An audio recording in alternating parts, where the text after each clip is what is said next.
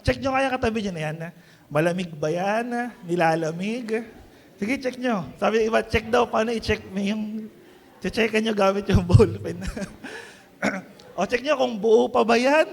O ano, may nalagas na ba dyan? Nayanig na ba yan? Kasama ba yan sa pagyanig sa mga lindolitong nakaraan? Check nyo nga, check nyo nga. Baka may kulang na piraso, kailangan natin buuin. Alam niyo po, nung kinakanta natin kanina yung huling song, yung Dakila Katapatan, na pinaalala lang sa akin, ang dami na pala nangyari sa loob ng 2 buwan, ano? Di ba, ang dami naganap. Last month, September, may mga nagsasabi na babalik na si Lord. Di ba? May mga nagprophesy. Alam ko naman na kinlarify natin yun, sinasabi ni Pastor yun.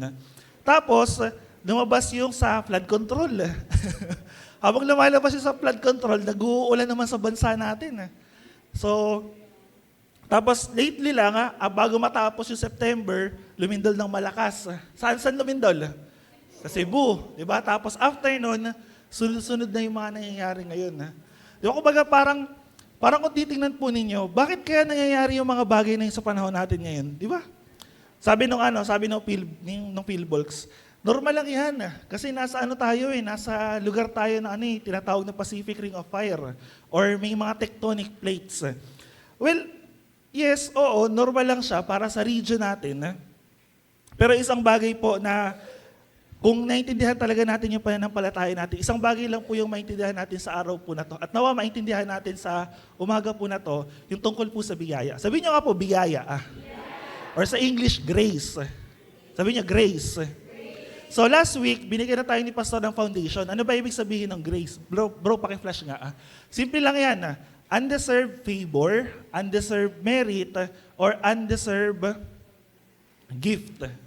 Yan yung ibig sabihin nung biyaya. So kaya pag sinearch nyo, wala na pong ibang ibig sabihin yan. So ibig sabihin, yung grace, kahit hindi mo deserve, binigay para sa'yo. O sabihin mo sa katabi mo, kahit hindi mo deserve, binigay para sa'yo. And yan po yung pinaka-ibig sabihin ng grace. And kung bubuksan po natin sa 1 Timothy chapter 1, verse 12 to 17, titignan po natin yung buhay ni Pablo. And ano ba meron sa buhay ni Pablo? At bakit siya tinawag na Apostle of Grace? So, buksan po natin yung Bible natin sa 1 Timoteo chapter 1, verse 12 to 17.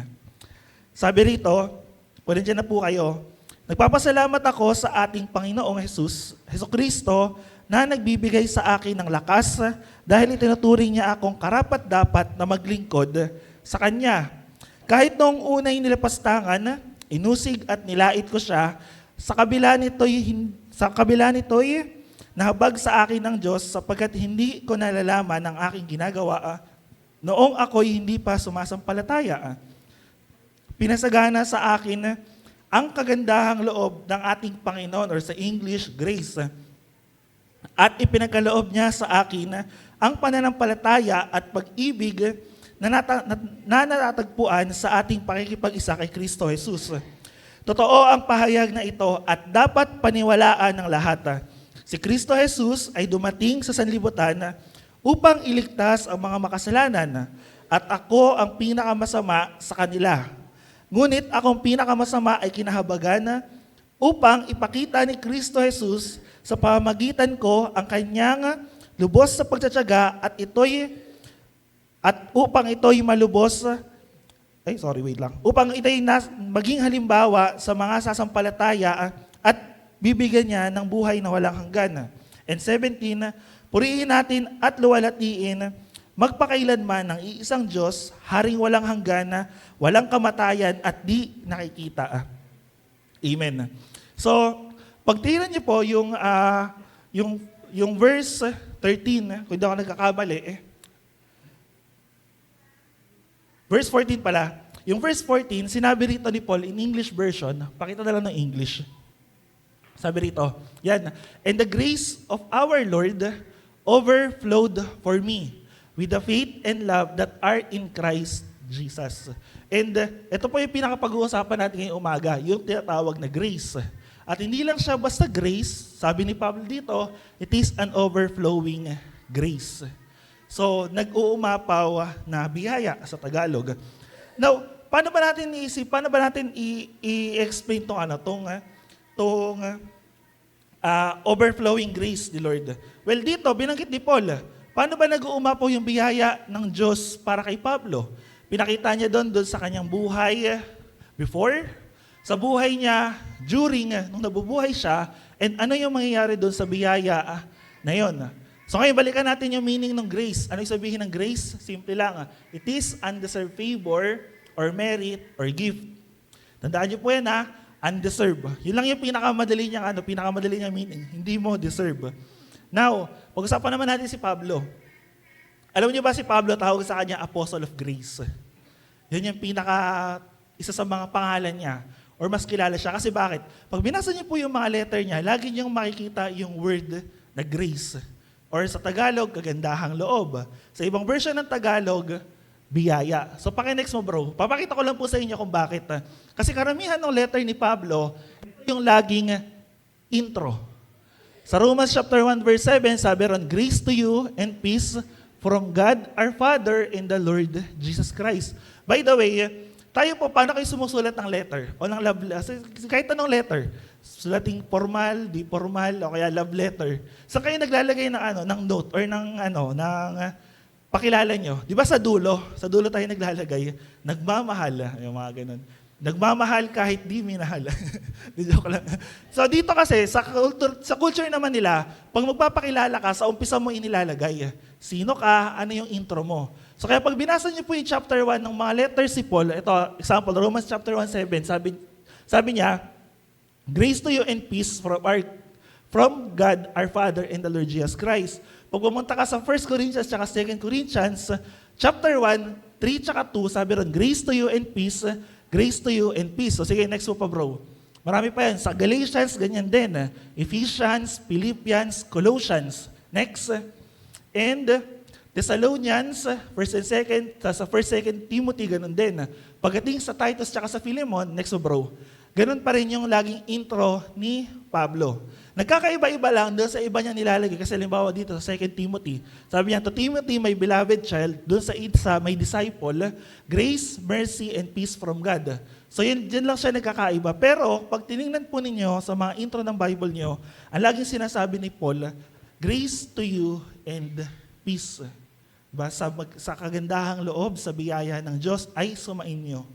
Kaya kilala si Pablo bilang Apostle of Grace. Hindi lang dahil yun sa sinasabi niya lagi. Minsan kasi, parang gano'n lang yung gusto natin, makilala lang ako sa ganitong bagay. Kasi bakit? Kasi ito lang yung lagi kong sinasabi. Hindi. Si Pablo, lagi niyang sinasabi yan. At the same time, naiintindihan niya, ano ba yung biyaya ng Diyos sa atin? Tayo ba naiintindihan ba natin yung grace? O minsan sinasabi lang natin, hindi, ano lang yan, pastor, by grace lang kasi, kaya ako nabubuhay. Sa biyaya lang talaga ni Lord, kaya ako naligtas. Talaga bang naiintindihan niyo yung word na grace? Talaga bang, minsan ba naisip niyo, naupuan niyo, ano ba talaga ibig sabihin ng biyaya? Well, may meaning siya, pero siguro pinakamagandang tanong, naranasan niyo ba talaga yung biyaya ng Panginoon? At kung naranasan niyo ba yung biyaya ng Panginoon, naintindihan niyo ba yon? Kung naintindihan niyo ba yon, kaya niyo rin bang ibahagi yung biyaya na ibinigay sa inyo ng Panginoon? Naintindihan po ninyo? Simulan natin. Sabi ng simulan natin sa verse 13 to 15. In the past, yan. So nagbalik tanaw si Paul. Ano ba yung biyayang natanggap niya? Ano ba yung biyaya na naranasan niya? Para po mas makita natin. Sabi ng verse 13, sabi rito, sa English na lang po, pasensya na po kayo, mag-i-English tayo ngayong araw. 13, though formerly I was a blasphemer, persecutor, insolent opponent, but I received mercy because I had acted ignorantly in unbelief. 14, and the grace of our Lord overflowed for me with the faith and love that are in Christ Jesus. And sabi na sa 15, the saying is trustworthy and deserving full of acceptance, that Jesus came into the world to save sinners, of whom I am the foremost. Sino po sa inyo kaya magsabi na ako yung pinakamakasalanan ng tao sa buong mundo? Ilan lang po. Pero after sabihin na kayo yung pinakamakasalanan ng tao sa buong mundo, naiintindihan niyo po ba yun? Or baka sabi, ako yung pinakamakasalanan ng tao sa buong mundo. Pero hanggang ngayon, gumagawa ka pa rin ng kasalanan. Gumagawa ka pa rin ng kalokohan. Di ba? Kaya minsan, di ba, makikita natin, dito maganda eh. Ano ka dati? Saan ka binago ng Panginoon? O baka sabihin ng iba, hindi, di pa naman, parang wala namang binago sa akin si Lord eh. Wala bang binago sa'yo si Lord o ayaw mo lang talagang magpabago? Or baka hindi mo talaga naiintindihan yung biyaya ni Lord. Di ba? 3 word yung sinabi ni Paul dito. Blasphemer, persecutor, and insolent opponent. Ano yung sabihin ng blasphemy? Alam niyo po ang blasphemy sa Bible, ang equivalent niyan, especially sa Old Testament, death. Kasi bakit? May utos sa, I think, 3rd commandment to, do not use the name of God in vain. So, pagka nilait mo raw, nilapastangan mo ang pangalan ng Diyos, counted na yun as blasphemy. Kaya si Jesus, sa kultura nilang mga Hudyo, ang tingin ng mga Pariseyo, ng mga Saduceo kay Jesus, blasphemer. Kasi bakit? Kasi inaangkin ni Lord ng ating Panginoong Hesus na siya ay Diyos. At siya ay nagpapatawad ng kasalanan. Mamaya may kita natin yon sa Luke chapter 7. Tapos, kaya yung mga Pariseo sa kanya, sasabi nila, bakit inaangkin ng tao na to kaya niya magpatawad ng kasalanan? Bakit inaangkin ng tao na to na siya ang Diyos? So, blasphemy para sa kanila yon. Now, kanina, nag-search ako, yung curse words, alam niyo ba yung curse word? Sa Tagalog, pagmumura. Tapos, blasphemy is the same, para parehas lang sila nung karakteristik. Kasi yung blasphemy, nangiinsulto ka, pero ang direct na recipient or yung ina-address mo, ang Diyos. Pero ang curse words naman, usually minsan, ang nilalait natin, sino? Tao. Pero pag dinaliman niyo pa, sino ba ang lumikha sa tao? Ang Diyos. So the moment na nilait natin ang tao, parang sinasabi na natin, nilalait na rin natin ang Diyos. So parang ganun yung prinsipyo niya. So kaya di ba minsan, bakit sasabi natin masama yung pagmumura? Pero minsan, hindi naman naiintindihan, bakit nga ba masama yung pagmumura? Bakit nga ba pinagbabawal yun? Minsan naalala ko sa mga magulang, sana po wala dito. Sabi, huwag ka nga magmura. Tatampalin kibig mo pag nagmura ka. Pero yung magulang, mas malutong pa sa chicharon yung pagmumura. Di ba mga ganun? Sabi, huwag ka magmura. Pata lakas-lakas magmura. Tapos siya din naman nagmumura. Gusto ko maintindihan niyo, bakit hindi maganda yung pagmumura? Hindi lang dahil sa hindi maganda tingnan. Kasi pag nagmumura tayo, nilalait natin yung creation ng Lord. At the same time, nilalait din natin yung gumawa sa Kanya. Pero dito, ito yung sinabi ni Paul, paano siya naging blasphemer? Paano naging blasphemy? Kasi kung titingnan niyo po, pag binalikan niyo yung Acts chapter 9, hindi lang Acts chapter 9, sa unang verse pa, si Paul, nung namatay si Stephen, kasama siya doon. Tapos sabi niya, ang isang goal niya, i-persecute lahat ng Christians that time. Kumbaga, nung namatay si Esteban, nandun si Paul, tapos after nun, kumuha siya ng letter kagad sa high priest. At ano sabi dun sa letter? Lahat ng Kristiyano na makikita niya, hindi pa Kristiyano, lahat ng tagasunod ni Kristo, disipulo ni Jesus, uusigin niya. Kaya siya pupuntang Damascus dun sa chapter 9. Kasi ang goal niya, puntahan yung mga Kristiyano sa Damascus. Tapos ano gagawin sa kanila? Kukunin sila, bibihagin sila, papatayin sila. And yung paraan lang din na ginagawa ni Paul yung blaspheme na yun. Pangalawa, persecutor. Kaya nung nakakilala si Pablo, pag binasa niya yung mga Bible niya sa Acts chapter 9, 10, 11, yung mga Kristiyano takot sa kanya. Kasi bakit? Sabi nila, hindi ba dati yan? Yan yung nanguusig sa atin. Yan yung pumatay na ng ilang kasama natin. And ito yung patotoo ni Pablo, sabi niya, I was a blasphemer, I was a persecutor, insolent, opponent, kaaway ng Diyos, kalaban ng Diyos. Kung talaga naiintindihan niyo po yung biyaya ng Diyos bago tayo makakilala sa Kanya, lahat po tayo kaaway ni Lord. Paano tayo naging kaaway? Mga rebelde. Ayaw nating sumunod sa Diyos. Ayaw nating sumunod sa utos ng Diyos. Ang ginagawa natin, kung ano yung bagay na gusto natin gawin. Halimbawa, bigyan ko ng example. Para saan po ang batas? Para saan ang law? Sabi ng iba, para sundin. Si Ipe ata kaya nang sagutin ni Ipe. Tinatawag sa kanya kahapon . Para saan ang batas? Para saan ang law? Bakit nagbigay ng 10 Commandments? Bakit may 10 Commandments na binigay sa Exodus? Di ba pwede namang wala na Pero ang isang purpose ng batas, para may sundin tayo. Yun yung isang purpose nun. Pangalawa, para malaman natin, ano nga ba yung standard ng Lord?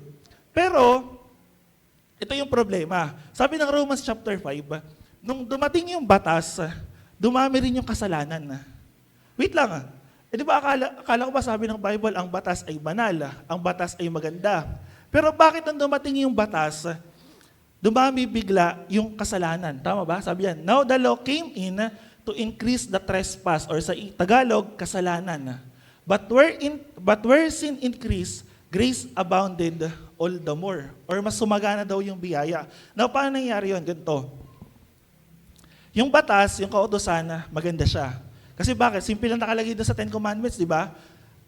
Kung mababasa nyo, sabi, yung unang 3, 4 commandments tungkol kay Lord.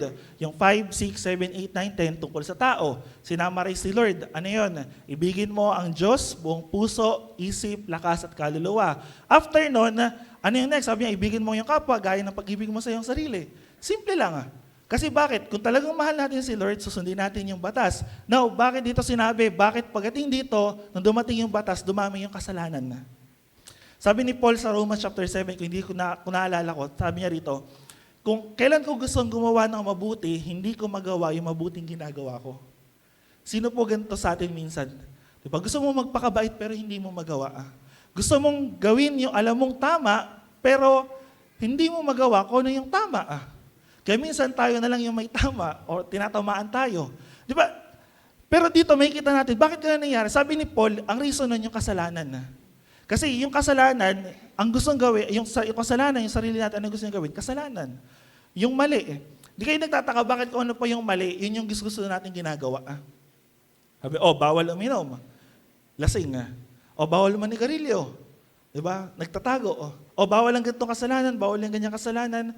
Bakit ginagawa? Bawal yung sexual sins, immorality. Pero bakit ang daming tao alipin pa rin ng kasalanan? Ano reason? Anong dahilan? Dahil lang ba sa batas? Mali ba yung batas? Hindi. Dahil dun sa kasalanan na. And sabi doon, but where sin increased, grace abounded all the time. Now, ito ayoko po ma-misinterpret nyo. Kasi ibig sabihin ba niyan, okay, sige, dahil pala masasagana yung biyaya sa akin ng Diyos, edi ibig sabihin, gagawa na ako ng gagawa ng kasalanan. Tama ba yun? Hindi. Kasi gusto ko pong maintindihan nyo, kung talaga naiintindihan nyo yung biyaya ng Diyos sa inyo na nagligtas sa atin, iiwasan natin yung kasalanan. Kasi bakit? Ang bottom line nun, Lord, mahal kita. Dahil mahal kita, iiwasan ko or tatalikuran ko itong kasalanan na ginagawa ko. Hindi po yung kasalanan yung license or hindi po siya parang approval. Na sige, para lang mas sumagana ka sa biyaya, magkasala ka na magkasala. Hindi ganun. Pakituloy sa 21. Nasabi ng 21 so that as sin reigned in death, yung kasalanan daw po ay namumuhay sa pamamagitan ng kamatayan, grace also might reign through righteousness leading to eternal life through Jesus Christ our Lord. Lagi po namin inuulit at sinasabi sa inyo na ang tunay na Kristiyano, tunay na nanampalataya, kay Kristo, kay Jesus, hindi siya namumuhay sa kasalanan. Iniiwanan niya po yung kasalanan. And yet, nagkakasala pa rin tayo, pero yung biyaya po ng Diyos, yung nagsusustain sa atin. Yung biyaya po ng Diyos yung nagpapatuloy sa atin. Kaya yung kasalanan, magagawa natin iwasan. Paanong paraan? Sa biyaya pa rin ni Lord. Di ba si Paul, pwede niya namang ipagpatuloy yung pagiging persecutor niya, yung pagiging blasphemer niya. Pero hindi, kasi nga naintindihan niya, ano ba yung biyaya na yun? Ano ba yung naranasan niya? Sino ba si Kristo? Ano ba talaga yung pagkakaalam niya? Sabi ng John chapter 3 verse 17, ano po sabi dito? For God did not send His Son into the world to condemn the world. Hindi raw po pinadala ng Diyos yung kanyang anak para hatulad ang mundo. Bakit sabi rito? But in order that He might be saved through Him. Kaya pag tinanong natin, ikaw ba, ligtas ka na ba talaga? Nananampalataya kay Kristo. Ano po sagot natin? Thank you po sa dalawang sumagot na ligtas na talaga sila. Ano po sabihin natin, di ba? Siyempre, ligtas na tayo. Nananampalataya tayo. Tanong, kamusta yung buhay mo dati? Kamusta yung mga ginagawa mo dati? Tinutuloy mo pa rin ba? Ginagawa mo pa rin ba ngayon? Medyo timbangin natin yun. Kasi kung talaga nananampalataya tayo kay Lord, sabi rito, hindi pinadala ng Diyos yung kanyang anak para i-condemn yung mundo. Bakit nahatulad ng mundo? Anong reason? Kasalanan. Bakit namatay si Kristo sa krus? Anong reason? Kasalanan. Bakit ang tao mahirap kasalanan? Nakita niyo, kinakanta natin kanina, di ba sabi ron, inako niya yung sakit, pait at buhay na kahihirap pa. Bakit ang tao maraming problema? Bakit tayo ang dami nating problema? Sa palagay niyo po ba dahil lang sa problematic tayo? Hindi eh. Pultol ko po sasabi sa inyo, kaya ang tao may problema kasi meron tayong pinakaunang problema. Ano yun? Kasalanan. Yun ang pinaka-problema natin. And si Pablo, naiintindihan niya, ano ba yung bigat ng kasalanan na yun? Bakit kailangan na yung anak ng Diyos na nasa langit, na nag-e-enjoy sa presence ng Lord, kailangan pandalhin dito sa lupa, kailangan niya pumunta dito sa lupa para iligtas ka. Para iligtas yung katabi mo, para iligtas ako. Diba? Tanongin mo yung katabi mo na yan, ano ba talaga kasalanan mo? Sige, tanongin mo, umamin ka na kasi. Diba kasi, isipin niyo, doon ako namamangha eh. Bakit kailangan na ang anak pa ng Diyos ang pumunta sa lupa para iligtas tayo? Anong reason? Kasi hindi naman talaga natin kaya iligtas yung sarili natin eh. Kung gusto niya pong iligtas yung sarili niya sa harapan ng Diyos, gusto niya may isang paraan po. Magpapako tayo sa krus. Sino gusto niya magpapako sa krus? Pagtungtong ng mahal na araw, samahan namin sa kapitangan. Di ba? Pero bakit yun? Actually, sabi ng iba, di ba, blasphemy din yun. Kasi bakit? Paglalapastangan din yun sa ginawa ni Kristo. Dahil, bakit? Meron nang napako para sa atin. Ano pananaw ng mga taong nagpupunta rin sa penitensya, penitensya? Ano pananaw nila? Para, po? Babawasan yung kasalanan. Ang tanong ko po sa inyo, nababawasan ba yung kasalanan natin? Di ba? Tanongin mo yung katabi mo, ilan na ba yung ligtas points mo? Ilan na ba yung kasalanan points mo? May ganun ba? May ganun ba ang Bible? Di ba wala naman? Even the moment nga ng pagising natin sa umaga, nakakagawa ka na ng kasalanan. Pag bago ka pumunta rito kanina, baka nakagawa ka pa ng kasalanan. Ay tatanungin natin kung ang basihan ng Diyos, if may puntos ka para mabawasan yung kasalanan mo, ganun ba yun? Di ba hindi? Kaya nga ang patotoo ng Bible, nung napako si Kristo sa krus, nung tinubos siya tayo sa ating mga kasalanan, yung lahat ng kasalanan natin, ano nangyari? Nilinis na. Kinalimutan na. Sabi ng Micah, para yung bato na itinapon sa ilalim ng dagat, hindi na inalala pa. Ganun po yung biyaya ng Diyos. Kaya ako naintindihan niyo po yung biyaya ng Diyos. Wait, ako palang makasalanan? Kinalimutan na ng Diyos yung mga kasalanan ko? Ako palang lapastangan sa Kanya? Binaliwala na ng Diyos yung hatol para sa akin? Naalala niyo po yung Romans? Pag binasa niyo yung Romans chapter 1, 2, 3, ang lagi ko pong nai-imagine doon, imagine yung pumasok kayo sa korte. O sige, imagine na lang natin, nasa Senate Blue Hearing Committee tayo. Anong ginagawa doon? Di ba iniimbestigahan lahat ng ano yung kasalanan mo, ano yung ginawa mo, guilty ka ba rito, guilty ba siya rito, sino yung mga kasabot nyo? Di ba ganun? Pag binasa niyo po yung Romans chapter 1, 2, 3, 4, 5, ano yung patotoo doon? Lahat ng tao nagkasala. Lahat tayo guilty. Saan? Sa kasalanan. Anong kasalanan natin? Paglapastangan sa Diyos. Sa kahit na anumang paraan. Sabi ng Romans chapter 1, kahit kilala natin siya, hindi natin siya kinilala bilang Diyos. Hindi natin siya pinarangalan bilang Diyos. Instead, ano yung inibig natin? Inibig natin yung mga nilikha kaysa ibigin natin yung lumikha. Doon palang lapastangan na lahat ng tao sa atin eh. Di ba? Pag tinanong ko po kayo, sino ang mas mahal nyo ngayon? Si Lord ba? Si crush ba? Si jowa ba? Yung anak ko ba? Yung trabaho ko ba? Di ba? Doon pa lang matatanong na natin, sino mas mahal mo? O sige, pagising mo sa umaga, ano unang mong ginagawa? May chat na kaya siya sa akin? May good morning message na kaya ako? Di ba? Yung mga ganun. Gusto ko pong maintindihan nyo na yung buhay natin, yung simpleng bagay na magpapakita, ano ba talaga yung priority natin? And ano ba yung mga bagay na meron tayo sa nakaraan na kailangan nating malagpasan? Now, punta tayo sa Luke chapter 7. Ito yung babaeng pinatawad sa maraming kasalanan. Alam niyo po, napakaganda ng story na ito. Kasi ganito yung story niyan. May pumunta sila Jesus sa bahay ng isang Pharisee. Kasi in-invite sila para kumain doon. Ngayon, may culture sila. Kailangan kasi pag pumasok ka sa bahay, huhugasan yung paa, maghuhugas ng kamay bago kumain. Now, yung Pharisee na nag-invite sa kanila, hindi ginawa yon. Now, dumating tong babae na to, may dala-dala siyang banga, may dala-dala siyang jar. Anong ginawa niya? May laman ng pabango yun. Nung dumating siya, umiiyak siya, tapos nandun siya sa paanan ni Jesus. Yung pabango na yon, ibinuhos niya sa paanan ni Jesus. At the same time, yung buhok niya, ginamit niya pamunas sa paa ni Lord. Pagtingnan niyo sa John, sino yung babae na yun? Sabi ng Bible, siya si Mary of Bethany. Siya yung nag-anoint sa paa ni Jesus. Now, sabi ni Lord dun sa Pharisee, nung pumasok ako rito, hindi mo ako inayang maghugas ng kamay, maghugas ng paa. Pero siya, mula nung pumasok dito, wala na siyang tigil sa pagpupunas sa aking paa. Now, alam niyo po kung ano pinapakita nun? Pinapakita lang nun kung gaano naintindihan ng babae yung kasalanan na kanyang ginawa. At naintindihan niya kung gaano kayaman yung biyaya ng Panginoon para sa kanya. Kaya ano sabi ng Lord sa 46? 46 ba to or 45 ba? Paki-next bro. 47 pala, sorry. Sabi rin ni Jesus, "Therefore I tell you, her sins, which are many, are forgiven." By the way, ganito pala. Pag sinabi kasi ng Bible, especially sa New Testament, pag sinabing makasalanan, ano ibig sabihin nun? Usually, yung mga babaeng makasalanan dito, sinasabi sila yung mga under ng prostitution. So mga babaeng nagbebenta ng aliw, hindi lang nagbebenta ng aliw, kasi probably may iba pa silang kasalanan na ginawa.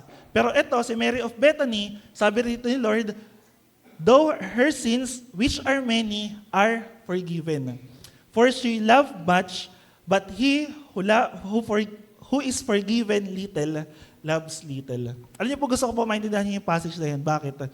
Gaano niyo po ba naiintindihan yung biyaya ng Panginoon? Or bago niyo maintindihan gaano kalaki yung biyaya ng Panginoon, gaano niyo ba naiintindihan or gaano niyo po kamahal si Lord? Ulitin ko, gaano niyo po kamahal si Lord? Ngayon, balik tayo rito.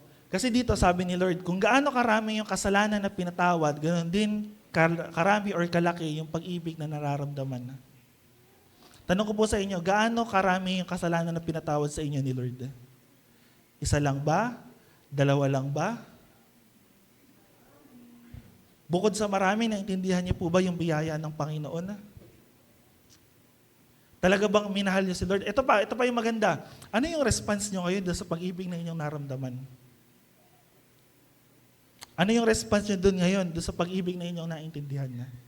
Diba? Kaya nga dito ang response ni Mary, ng babae na to, mahalin si Lord. Alam niyo po yung alabaster jar na binuo siya sa paa ni Jesus. Alam niyo kung magkano halaga nun sa panahon natin ngayon? Sabi ng mga theologians, 4 to 5 million. Kung hindi ako nagkakamali 4 to 5 million, kaya mo bang mag-ubos ng pera? Or literally lang, kaya mo mag-ubos ng pera para lang sa isang bagay na ganito? Kaya ba natin gawin? Although sabi ni Lord, yung ginawa niya, hindi man kayang tapatan. Pero kung titingnan niyo po, ganun niya kamahal si Lord. Yung iba nga mga alagad ng hinayang, sabi, sayang naman yan, 4 million na ubusin mo lang. Di ba? Yung mga nasa flood control nga, billion-billion yung kinuha. Hindi sila nang hinayang. Hindi, pero gusto ko pong maintindihan niyo, gaano niyo po ba kamahal si Lord? Gaano niyo ba naintindihan yung pagmamahal ni Lord? Minsan kasi ganito dinadaya lang din tayo ng mga sarili natin. Gusto lang natin mag-receive ng pagmamahal. Pero paano yung pagbibigay natin ng pagmamahal? Di naman natin pwede pagbasihan yung nare-receive mong pagmamahal. Pwedeng mahal ka ng mga tao sa paligid mo, pero ikaw, paano mo nire-reciprocate yung pagmamahal na yun? Paano mo ibinibigay yung pagmamahal na yun? Ngayon, punta tayo kay Lord. Kung talagang alam mo, naintindihan mo na mahal ka ni Lord, paano mo binibigay din yung pagmamahal na yun? Di ba 2 utos lang? Balikan natin 2 utos. Ibigay mo ang Diyos, buong isip, buong kaluluwa, pag-iisip, buong lakas. Nabibigay ba natin lahat yun kay Lord? O yung pangalawa, ibigin mo yung kapwa, gaya ng pag-ibig mo sa iyong sarili. Nagagawa ba natin yun? Ngayon, tatanungin ko po kayo ulit, ano ang ginagawa niyo sa pag-ibig na naranasan niyo kay Lord? Kasi kung wala tayong response, baka nandun lang tayo sa past. Baka hanggang ngayon, nandun pa rin tayo sa nakaraan.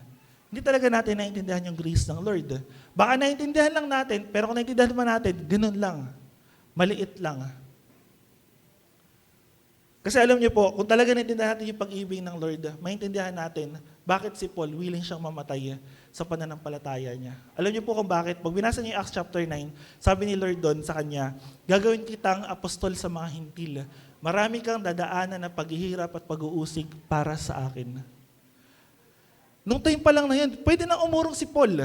Sa totoo lang, Acts chapter 9, pwede na siya umurong doon. Bakit? Wait lang nakakilala na nga ako sa'yo, di ba dapat puro magagandang bagay lang yung maranasan ko? Bakit may pag-uusig? Bakit may paghihirap? Bakit may mga maranasan ako na hindi ko dapat maranasan? Pero sinabi ni ano yan ni Lord kay Paul, kay Pablo. After na, nagtuloy pa rin si Pablo. At pag tingnan niyo yung buhay ni Pablo, ma-amaze kayo. Mamaya, tuloy natin to. Verse 48, ano sabi ng 48? And he said to her, your sins are forgiven. Then those who were at the table with him began to say among themselves, who is this who even forgives sins? Ayun yung karamihan dyan yung mga Pharisee, binabanggit ko kanina. Kasi para sa kanila, blasphemy yung ginagawa ni Jesus. Pero hindi eh. Si Lord yung may kakayanan na magpatawad ng ating mga kasalanan. Amen po. And sabi rin sa 49:50, ang sabi ng 50, and he said to the woman, your faith has saved you, go in peace. Alam niyo po, isang epekto ng pagpapatawad ng Diyos sa ating mga kasalanan, yung kapayapaan. Kung talaga naiintindihan niyo na pinatawad kayo ng Lord, after kayong papatawad ng Panginoon sa ating mga kasalanan, may kapayapaan sa inyo. Ano yung response next doon? Hindi mo na uulitin yung kasalanan na ginawa mo. Ngayon, kung uulitin mo, matigas ang ulo mo. Sabi mo sa katabi mo, huwag matigas ang ulo mo ha. Pangalawa, in the present, paano tayo sinusustain naman ng grace? Kung dati, niligtas tayo sa pamamagitan ng biyaya ng Panginoon, paano tayo sinusustain ng grace? Alam nyo, ito yung minsan, medyo malawak kasi yung biyaya eh. Especially pag pinag-usapan natin. Alam nyo po kung bakit. Yung biyaya, nangyari siya niligtas tayo ni Lord.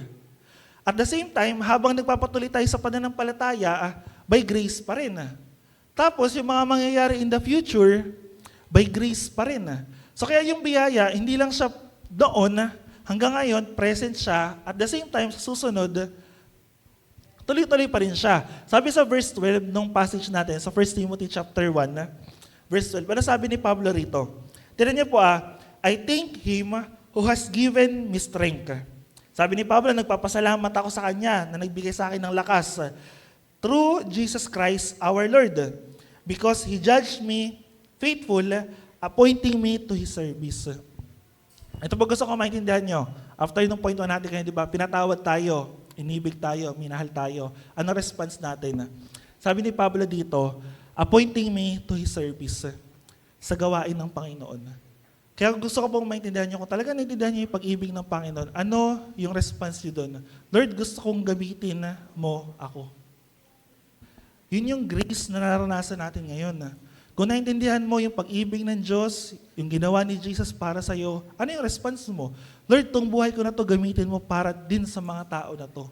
Kasi naintindihan mo yung biyaya naintindihan mo kung paano ka inibig ng Panginoon Naintindihan mo na kapag yung tao na hindi nakakilala kay Lord, hindi siya nakakilala, hindi siya naligtas, ano mangyayari sa kanya? Papahamak siya. Katulad mo rin dati. Kapag tong tao na to, hindi nakakilala kay Lord, ano mangyayari sa kanya? Magulo pa rin yung buhay niya. Ganun at ganun pa rin. Paulit-ulit pa rin. Pero kung tong tao na to makakilala sa Panginoon, tanggapin niya si Jesus, ano mangyayari sa kanya? Aayos yung buhay niya. Now, ito dapat yung response natin. Magamit ng Panginoon. Ngayon, tanong ko po sa inyo, nagpapagamit ba kayo kay Lord? Kasi kung hindi tayo nagpapagamit kay Lord, baka hindi talaga natin naintindihan ano ba yung grace ng Panginoon para sa atin. Saan ba tayo pinatawad ng Panginoon? Siguro ganito, sulat nyo sa mga notes nyo. Nakita kayo ba nagna-notes? Sulat nyo, saan ako, ano yung mga kasalanan na pinatawad sa akin ni Lord? Sige, bigyan ko kayo ng 3 seconds. Sulat nyo, ano yung mga kasalanan na pinatawad sa akin ng Panginoon? Tapos mamaya, pag uwi nyo, isipin nyo, ano yung mga kasalanan na yun? Ilagay nyo, ano yung response ko after ako patawarin ni Lord? May ginagawa ba ako ngayon? May practice ba? May iba ba akong pinagkakaabalahan? O yung mga bagay na ginagawa ko noon, ginagawa ko pa rin hanggang ngayon? Alam niyo po, mahirap yun. Di ba naalala niyo ng mga nakaraang buwan, ano yung mga naging topic natin? Di ba? Sanctification, repentance, ngayon naman, grace. Ang repentance, iba ganito ang meaning ng repentance. Yung dati mong buhay, tinalikuran mo na hindi mo nababalikan. Yung process ng grace, parang ganun din. Kapag hindi ka nagpatuloy sa biyaya ng Panginoon ngayon, ang gagawin mo lang din, babalikan mo lang din yung dati mong buhay. Kaya maganda isulat nyo mamaya, ano yung kasalanan na ginagawa ko? Tapos at the same time, ano yung response ko dito? Yung kasalanan ba na to, babalikan ko na naman ba sa susunod na araw, bukas, sa susunod na linggo, sa susunod na buwan, o hindi ko na siya, tatalikuran ko na siya, hindi ko na siya gagawin. Now, paano natin magagawa yun? Sa biyaya ng Panginoon. Sa grace pa rin ni Lord. Sabi ng 1 Corinthians chapter 5:15, verse 10. Ano sabi ni Paul dito? Sabi rito, but by the grace of God, I am what I am. Sabi ni Paul, eto na ako ngayon dahil sa biyaya ng Panginoon. And His grace towards me was not in vain. Sabi ni Pablo, wala dong kabuluhan yung biyaya na natanggap niya sa Panginoon. Bakit? On the contrary, I work harder than any of them. Though it was not I, but the grace of God that was within me. At pag tingnan niyo po yung buhay ni Pablo, ano ang ginawa ni Pablo? Missionary siya. Marami siyang na-plant na church all throughout Europe nung time niya. Kaya nga sabi ni Lord, di ba gagawin kitang apostol sa mga hintil. Bakit? Kasi siya yung gagamitin sa mga hintil. Siya yung gagamitin ng Lord para yung kanyang salita, yung Word of God, yung kaligtasan sa pamamagitan ni Kristo, kumalat. Ngayon, ang tanong, tayo po ba nag-share tayo ng Word of God? Di ba, hindi naman natin hinihiling na mag-church plant kayo. Pero kung yun ang nililid sa inyo ng Lord, mas maganda. Hindi naman namin hinihiling na, di ba, pumunta ka rito sa lugar na to, mag-share ka. Hindi naman ganun eh. Pero ang tanong ko po, dun sa mga maliliit na bagay na meron kayo sa buhay nyo ngayon, sa kaklase nyo, sa kapamilya nyo, nagagawa nyo bang mag-share ng salita ng Diyos? Sa mga kamag-anak po din nyo, nagagawa nyo bang i-share yung kabutihan ng Diyos para sa inyo? O hanggang ngayon, hindi pa rin kayo kilalang Kristiyano? At alay ko pang nangkasa inyo, pakilala kayong Kristiyano kayo, no? Para kasi pag umaten kayo sa church, malalaman nila, Kristiyano to, hindi yung, Christian ka pala. Kasi sa tolo, minsan na-offend ako sa ganun. Alam niyo po kung bakit? Hindi naman na-offend ako para dun sa tao. Na-offend ako na, bakit hindi nalaman ng tao na to na born again ka? Bakit hindi nalaman ng tao na to na Kristiyano ka? Alam niyo po, isang bagay lang. It's either tahimik ka o yung ginagawa nilang kalokohan, kasama ka. Alin lang doon sa dalawa na yun. Kasi the moment na bumukod ka, halimbawa, yung mga patotoo nilang kapatiran dito, the moment kasi halimbawa, may ginagawa silang kalokohan, nagiinuman sila, tapos bigla kang bumukod, for sure, tatanungin kayo, ba't ka lumalayo sa amin? Anong meron? Siyempre, ikaw magdadahilan ka na, ba't ka nga ba lumalayo? Alam sa'yo, hindi, allergic kasi ako sa tao, kaya ayoko kayong kasama. Hindi, di ba? Sabihin mo kasi, ito yung pananampalataya ko, alam ko masama yan, bawal yan. Doon pa lang may kilala ka na Kapag alam mo, nagbibiroan na lang hindi maganda, lumalayo ka na, hindi ka nakikitawa. Alam niyo po, ang laging response ng mundo, ng typical na tao sa mga Kristiyano na lumalayo sa kanila, hostile. Paano hostile? Lalaitin ka pa nila. Masyado ka namang mabait, baka lumagpas ka sa langit. O baka naman hindi ganun. Kaya gusto ko pong maintindihan nyo, tingnan nyo yung buhay po ninyo. Kilala ba kayo o hindi? Baka mahirap. Pero dito sabi ni Paul dito, by the grace of God, I am what I am. Dahil sa biyaya ng Diyos, eto ako ngayon. Sabi niya pa rito, mas nagpagal pa daw siya dun sa iba. Sinong iba yon? Yung ibang kasama niyang mananampalataya noon. Kasi dito, ang problema ni Paul dito, ayaw tanggapin ng mga taga-Korinto na apostol siya. Kumbaga, kinakalaban siya ng mga taga-Corinthians. Di ba, imagine niyo, masakit kay Paul yun eh. Kasi bakit? Si Paul, yung isa sa nagtayo ng church sa Corinth. Tapos, yung mga tao na inalagaan niya, kinakaaway siya. Di ba, masakit, halimbawa, may kaibigan ka, best friend mo, ginawa mo lahat sa kanya, tapos at the end, mag-FO lang kayo dahil lang sa simpleng bagay. Di ba, masakit yun eh. Kahit anak mo, or kahit na sino mang malapit sa inyo. And si Paul, tinuturing niya yung mga taga-Corinth na anak niya sa pananampalataya. Kaya nung time na to, na kinakalaban siya ng mga taga-Corinth, masakit sa kanya. Pero sabi niya, I work harder. Alam ko minsan, nabanggit ni Kuya MJ niya, na-share niya dito, yung ginawa ni Paul. Ilang beses siya, di ba, na-shipwreck siya, nilatigo siya, yung 39 lashes, inusig siya, almost mamatay na siya, pero hindi pa rin eh. Bakit nagagawa ni Paul yun? Di ba kayo na-amaze? Bakit nagawa ni Paul ng time niya na yun? Samantalang tayo, di ba, makikinig lang tayo ng Word of God. Minsan, natutulog pa tayo. Matabikin mo yung katabi mo na yan, baka tulog na. Di ba? Minsan sabihin natin, ang haba naman ng preaching ni Pastor. Di ba, makikinig lang tayo, wala ka namang gagawin eh. Tinutukan ka ba ng patalim ng katabi mo? Binantaan ka ba na pag hindi ka umatay sa church ngayon, ilalabas ko yung gamit mo sa bahay? Di ba, wala naman. Lahat tayo pumunta rito ng ayon sa ating sariling kagustuhan. In-invite lang tayo. Alam ko, may iba, pinilit kayo. Pero may ginawa pa tayong iba na nagbanta sa buhay natin. Wala. Halimbawa, lumindol ba?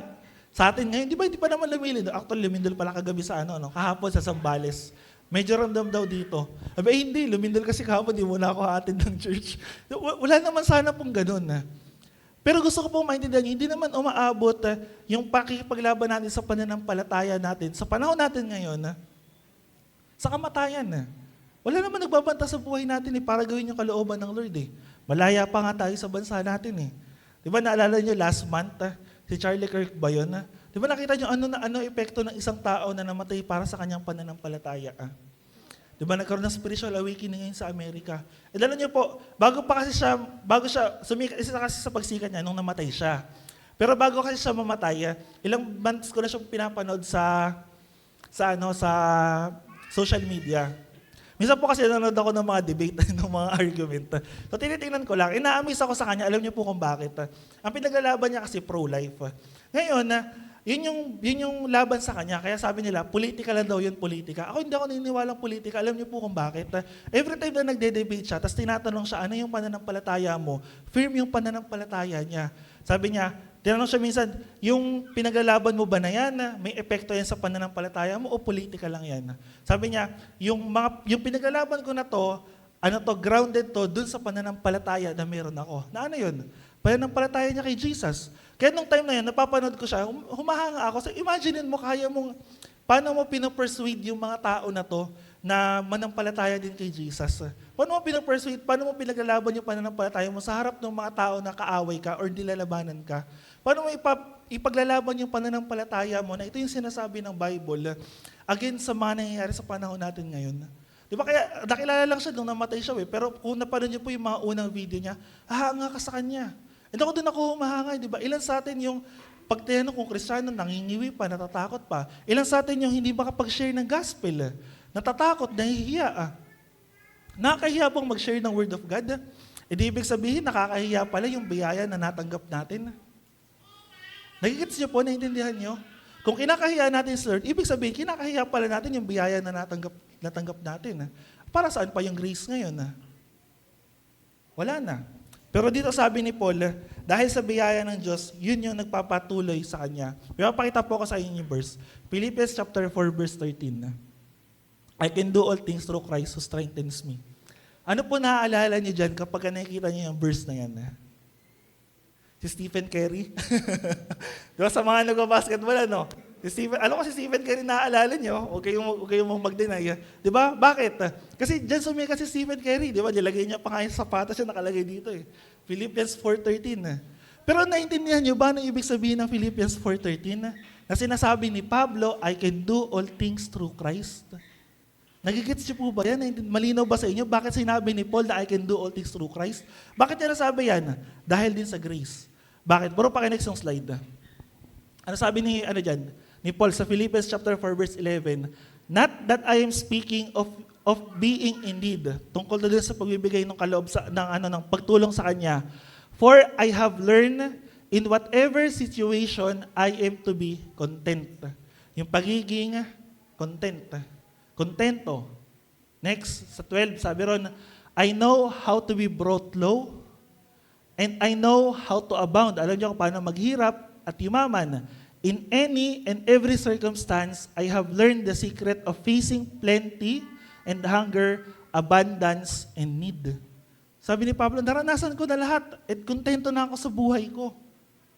Tapos tsaka niya sinabi yung Philippians chapter 4:13, I can do all things through Christ who strengthens me. Tungkol ba yan doon sa secret power? Tungkol ba yan pagka nakagawa ka ng maganda, I can do all things through Christ? O baka pagka sa inyo po, yung mga nagbabasketball sa inyo, pag-shoot nyo, 3 points, I can do all things through Christ. Yung ba ibig sabihin nun? Hindi Sabi ni Pablo, dito, natutunan niya kung kailan or paano, kailan siya wala, kailan siya mayaman, kailan siya sagana, kailan siya mahirap. Lahat ng bagay na yun natutunan niya. Dahil daw paano? Dahil daw kanino? Sa biyaya ni Lord na nasa sa kanya. Kaya lahat ng bagay na magagawa niya sa lakas sa kaloob ni Kristo. Now, paano natin magagawa yung mga bagay kay Lord? By grace. Paano tayo makakapaglingkod kay Lord? By grace. Paano ka makakapagpatuloy kay Lord? By grace. Now, ulitin ko po sa inyo, ang grace po or yung by grace, hindi siya magic word. Na okay lang, ginagawa ko naman siya by grace. Nakakapag-pray naman ako by grace. Hindi po ganun. Yun po, mga duty po natin yung bilang mananampalataya. Pero paano mo magagawa yung mga bagay na yun? Kasi yung grace, yung biyaya ng Panginoon, yun yung nag-fuel sa atin. Yun yung nag-i-inspire sa'yo, yun yung nagbibigay ng desire sa'yo na gawin ko ano yung kalooban ng Diyos. Hindi siya magic word. Na kapag sinabi mo, magaganap. Hindi kasi Harry Potter. Sabi mo sa katabi mo, hindi kasi Harry Potter.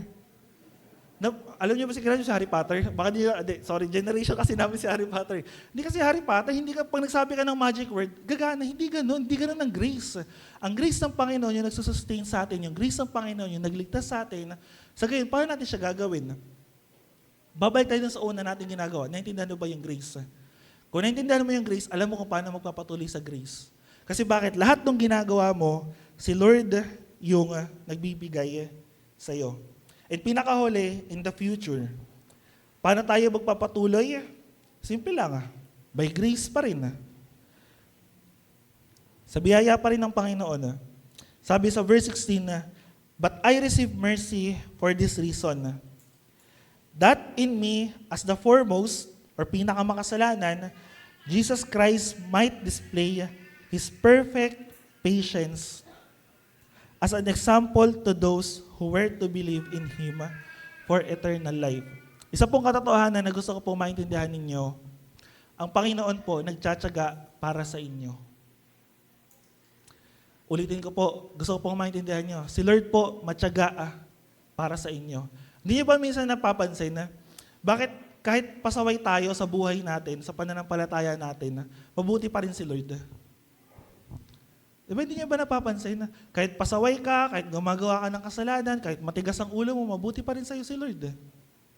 Hindi niyo ba napapansin? Sabi nung science, kapag ang earth daw lumayo sa sun, sa araw, ng 1 inch, alam niyo ba gaano kalaki yung 1 inch?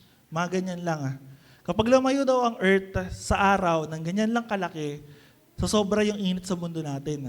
Kapag lumapit naman siya ng ganyan lang kalaki, sobra naman daw yung lamig sa mundo natin. And alam niyo po kung ano yung bakit nangyayari yung bagay. Kasi sa biyaya ng Panginoon. Since kinreate ni Lord lahat ng bagay sa mundo natin, siya rin yung nagsusustain neto, siya rin yung nakakaalam nung lahat ng bagay sa atin. And gusto ko pong gamitin nyo rin sa pananampalataya nyo. Kapag lumayo kayo ng kahit nakauti lang kay Lord, dire-diretso na yun. Pero kung mas pinipili natin na lumapit lagi kay Lord, kahit paunti-unti, paisa-isa, every step lang, kilala natin si Lord eh. Sasagana tayo sa biyaya eh. And ganun yung biyaya ng Lord. Halimbawa, hindi ba naisip, bakit yung Pilipinas puro lindol na, pero hindi pa tayo tinatamaan hanggang ngayon? Di ba lagi sasabi, yung the big one yan, yung the big one daw na mangyayari sa atin. Naisip niyo ba minsan kung gaano ba kalaki yung pinsala na pwedeng gawin nun? Alam ko minsan, in-explain na ni Kuya MJ niyo kung gaano kalaki yung West Valley Fault na yun na pinag-aralan nila dati sa trabaho niya. Di ba sabi doon, marami yung pwedeng mamatay.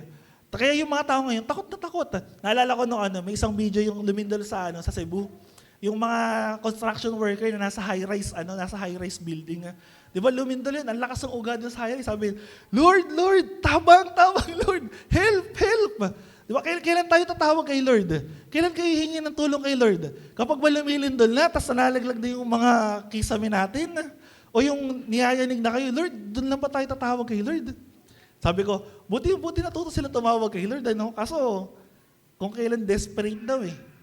Tsaka lang sila tatawag kay Lord. Tayo kailan po tayo tatawag kay Lord? Bukas na lang Bukas na lang ako papakaseryoso kasi may gagawin pa akong kalokohan may gagawin pa akong kasalanan. Pero alam niyo po, kahit napakatigas ng ulo natin minsan, kahit napakatigas ng ulo niyo po minsan, kahit madalas tayong hindi sumusunod kay Lord, alam niyo po si Lord, napakatyaga pa rin po sa atin. Kasi bakit? Sinabi rito ni Pablo Sabi niya, sa lahat ako yung pinakamakasalanan. Pero pinagtyagaan ako ng Diyos. Bakit? Para maging halimbawa yun sa lahat ng susunod at mananampalataya kay Jesus. Kaya kung hindi ka pa seryoso sa pananampalataya mo, gusto ko pong sabihin sa inyo, matyaga si Lord sa inyo. Pero, wag nating hayaan na umabot tayo sa point na bumalik si Lord. Pag bumalik si Lord, wala nang wala nang love doon, wala nang patience doon. Kasi ang gagawin na ng Lord doon, judgment. At kailangan gawin ng Panginoon yun. Bakit? Kasi sinasabi niya yun sa kanyang mga salita. Sa 2 Corinthians chapter 12, verse 9 to 10, napakaganda nung sinabi ni Paul dito. Sabi ni Paul, meron siyang pinagpipray na karamdaman. Pinapaalis niya na yun kay Lord.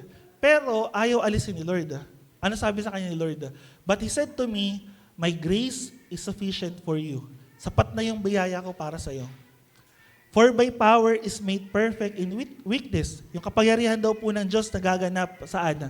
Sa kahinaan ni Paul. And sabi daw na, therefore, I will boast all the more gladly. Tignan niyo po yung response ni Paul. Sabi niya, dahil doon, mas ipagmamalaki ko pa yung kahinaan ko, so that the power of Christ may rest upon me. And sabi doon sa next passage, for the sake of Christ, alang-alang kay Kristo, I am content with weaknesses, insult, hardship, persecutions, and calamities. For when I am weak, then I am strong. Kailan niyo lang po nare-realize na kailangan niyo si Lord? Pag nabanggit ng mga to, kailan kayo mahina, kailan kayo iniinsulto, kailan kayo nahihirapan, kailan kayo nape-persecute, kailan kayo dumadaan ng mga calamities. Di ba? Totoo naman eh. Saka lang natin naaalala si Lord pag dumadaan tayo sa mga bagay na yan eh. Pero pagka masaya ka, kapag nag-e-enjoy ka, kapag nagagawa mo lahat ng gusto mong gawin, naaalala ba natin si Lord? Hindi eh. Pero sabi ni Paul dito, yung mga bagay na yan, ipagmamalaki niya pa. Bakit? Kasi sa mga bagay na yan, mas nahahayag si Jesus. Mas nahahayag yung kanyang biyaya. Mas nahahayag yung grace na na-receive niya mula kay Lord. And tayo po, kasi minsan pag binanggit yung mga bagay na yan, pag weaknesses, insult, hardship, ano yung iniisip natin? Parang ang hina-hina naman ng tao na to. Ang hina-hina mo naman. Dapat hindi ka ganyan. Dapat strong ka. Dapat palaban ka. Hindi eh. Hindi po ganun si Lord. Hindi po ganun ang Bible. The moment, kung kailan po tayo mahina, vulnerable, tsaka po nagiging malakas si Jesus para sa atin. Tsaka po mas nare-reveal yung kanyang glory. Hindi po mahina ang pagiging mahina. Hindi po kahinaan yun. Pero kung talaga nanampalataya kayo kay Lord, maintindihan niyo po na yung kahinaan, biyaya ng Panginoon. At pinakahuli na lang po, sabi ng John chapter 1, verse 16, sabi ni John, for from His fullness, we have all received. Wala daw po sa kanyang kapuspusan, lahat daw po tayo ay tumanggap. Ano yung tinanggap natin? Grace upon grace. Biyaya na sinundan pa ng biyaya. Now, ang tanong ko po sa inyo bilang pagtatapos, paano niyo po ginagamit yung salitang sa biyaya lang ng Lord? Kinakanta naman natin kanina. Kinakanta naman natin madalas. Diba, naririnig niyo po, by grace lang ni Lord to eh. Sa biyaya lang ni Lord to eh.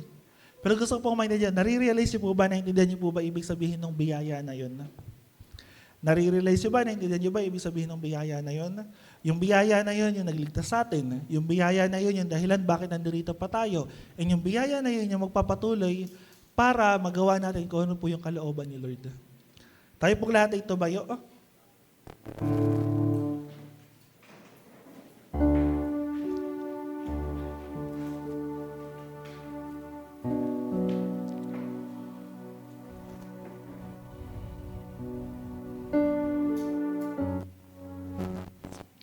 Isang bagay lang po yung gusto kong maintindihan nyo ngayong araw. At the same time, isang bagay lang din po yung gusto kong gawin ninyo.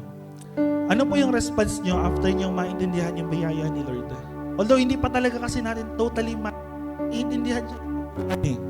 Kasi kahit ako hanggang ngayon, hindi ko pa marami pong bagay na alam ko sa sarili ko na kailangan ko pa, Lord, grace mo.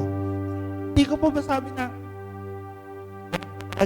hindi ko pa sabi na Lord, naiunawaan ko na yung mga bagay na ginagawa ko at ginagawa niyo hanggang ngayon. Hindi ko rin ba sabi na, Lord, kilalang-kilala na kita eh. Pero gusto ko pong maintindihan niyo, ano po yung bagay na gagawin niyo after niyo maintindihan yung biyaya ng Panginoon? Katulad pa rin ba tayo ng dati? Gagawin pa rin ba natin yung mga bagay na ginagawa natin? Mag-stay pa rin ba tayo sa kasalanan? Mag-stay ka pa rin ba sa complacency? Mag-stay ka pa rin ba saan? Okay, isang linggo na naman ang natapos, balik na naman ako sa dati kong buhay. Kayo po yung nakakaalam ko na yung gagawin niyo. Pero isang bagay lang po ang alam ko. Lahat nung tumanggap at nakaunawa ng biyaya mula kay Lord, pag alis nila, hindi na sila katulad ng dati. Kung naintindihan niyo po talaga yung biyaya ng Lord, hindi na po kayo katulad ng dati. May gagawin po kayo in response doon sa biyaya ni Lord. Pero paano kung matigas pa rin yung puso niyo, yung isip niyo, ayaw niyo pa rin sumunod? Gusto ko lang din po sabihin sa inyo na si Lord matyaga pa rin sa inyo. Pero wag sana tayong umabot dun sa time na hindi na pwedeng bumalik pa kay Lord. Pero si Lord, yung tiyaga niya, yung pag-ibig niya, yung pagmamahal niya, yung pag-alaga niya sa atin, lahat yun by grace lang ni Lord. And sana, wag natin i-taken for granted. Alam niyo ba yung taken for granted? Sige Lord, okay na. Pinatawad mo naman ako. Tuloy pa rin ako sa kasalanan ko. Okay na, sige, puno ka naman ng biyaya eh. Tutuloy ko pa rin itong mga bagay na ginagawa ko, hindi pagsunod sa inyo. Huwag po sana tayong umabot dun sa time na hirap na tayo or dumadaan tayo ng mga paghihirap. Pero gusto ko pong maintindihan nyo na yung biyaya ng Diyos nag-uumapaw para po sa ating lahat. Hindi para gawing license sa kasalanan, hindi para abusuhin, kundi yung biyaya ng Lord, yung binibigay niya sa atin para magawa natin po yung kapatalaran. Tayo po lahat ay yung kapatalaran. Panginoon, salamat Lord sa araw po na to at patuloy na rin pinupurot na sa lapatan. Lord, dalangin namin Panginoon na kumilos ka po sa buhay namin Panginoon. Sa mga bagay po na napunan namin sa umaga nito, Lord, na yung biyaya niyo po Panginoon na nararanasan namin, O Diyos, bago kami makakilala, hanggang ngayon na nagpapatuloy kami, Panginoon, at yung biyaya niyo po, O Diyos, na magsusustain sa amin, magpapalakas sa amin, after ng mga bagay na ginagawa namin. Lord, dalangin namin na maranasan po namin to, O Diyos. Panginoon, katulad ni Pablo, tinawag niyo po siya, Panginoon, sa panahon kung kailan siya makasalanan, Panginoon. Hindi niya alam, Lord, yung kanyang mga ginagawa. And probably, Panginoon, yung iba sa amin, ganoon din kami, hindi namin alam na yung ginagawa namin ay kasalanan, hindi namin alam na yung ginagawa namin ay masama, at na-enjoy namin to, Panginoon. Lord, dalangin ko, patawarin niyo po kami, Panginoon, at iligtas niyo po, Panginoon, ang bawat isa sa amin. At Lord, kung nahihirapan na kami, Panginoon, sa mga bagay na ginagawa namin sa church, sa amin po, sa mga matatagal na, Lord, dalangin ko po na palakasin niyo po kami by your grace. Sa biyaya niyo po, Panginoon, na nag-empower sa amin, nag-fuel sa amin, nag-strength sa amin, O Diyos. And Lord, dalangin namin that same grace na nagligtas sa amin, na nagsustain sa amin, Panginoon, yung same grace, Panginoon, na maranasan namin sa pagsunod po namin sa inyo, O Diyos. Lord, kumilos ka po sa buhay ng bawat isa. And ikaw yung nakakaalam, Lord, ng puso't isipan namin.